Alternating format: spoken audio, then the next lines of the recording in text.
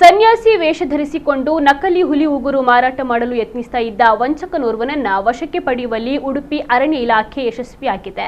ಕಾರ್ಯಾಚರಣೆಗೆ ಉಡುಪಿ ಜಿಲ್ಲಾ ನಾಗರಿಕ ಸಮಿತಿಯ ಕಾರ್ಯಕರ್ತರಾದ ನಿತ್ಯಾನಂದ ಒಳಕಾಡು, ತಾರನಾಥ್ ಮೇಸ್ತಾ ಶಿರೂರು ನೆರವಾಗಿದ್ರು. ವಂಚಕ ನಕಲಿ ಹುಲಿ ಉಗುರನ್ನ ಮಾರಾಟ ಮಾಡಲು ಪ್ರಯತ್ನಿಸುತ್ತಿದ್ದಾಗ ಸಾರ್ವಜನಿಕರು ನಾಗರಿಕ ಸಮಿತಿಯ ಕಾರ್ಯಕರ್ತರಿಗೆ ಮಾಹಿತಿಯನ್ನು ನೀಡಿದ್ದಾರೆ.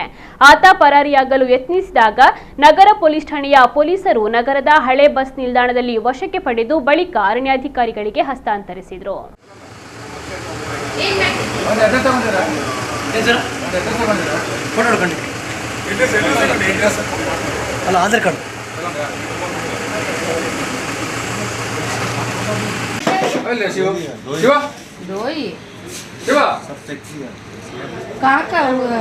टाइगर का शिवा शिव शिव नगर शिव करेगा शिव कुमार शिवा